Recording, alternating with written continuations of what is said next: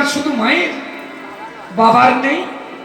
আছে তো, ছেলে দুজন, হ্যাঁ ছেলে দুজন, মায়ের যেমন অধিকার বাবার তেমন অধিকার।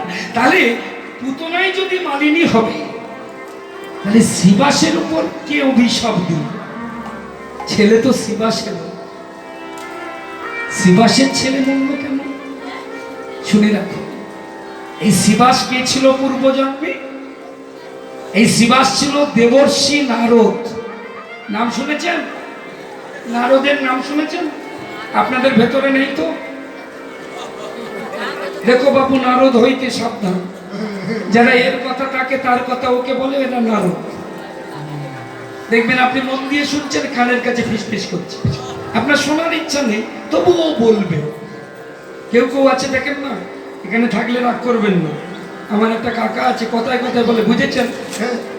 মানে আপনি না বুঝলেও জোর করে বুঝিয়ে ছাড়বে, মানে কথার মাত্রা ওটা, বুঝছেন? এই যাবো বলে বুঝছেন, গেলাম কিন্তু বুঝছেন সে যাওয়া হলো না, বুঝছেন? খুব সাবধান, নারদ হইতে সাবধান।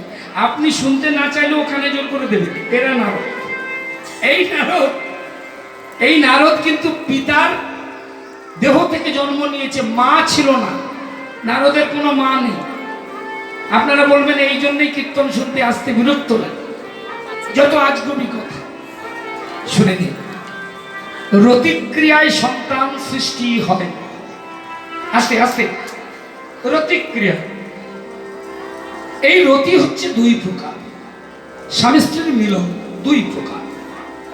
একটা মিলন স্পর্শ করতে হয়, মিলন যেটা আমাদের ক্ষেত্রে হয় স্পর্শে, তবে সন্তান উৎপাদন হয়, সৃষ্টি হয়, জন্ম নেয়। আর দেবতাদের মধ্যে যখন সন্তান হয়, তখন কিন্তু দেবদেবীকে, দেবতা দেবীদেরকে স্পর্শ করে না, দর্শনে সন্তান হয়। আমাদের এই স্পর্শনে যে সন্তান হয়, এই রতির ক্রিয়ার নাম হলো তামসিক রতি। আর দেবতাদের মধ্যে যে রতি হয়, তার নাম হচ্ছে সাত্ত্বিক রতি।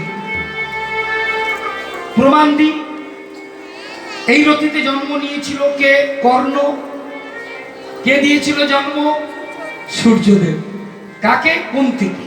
কুন্তি কুমারী, বাবার বাড়ি আছে কুন্তি ভোজ রাজার বাড়ি। সেখানে গিয়ে পৌঁছালো দুর্বাসা মুনি।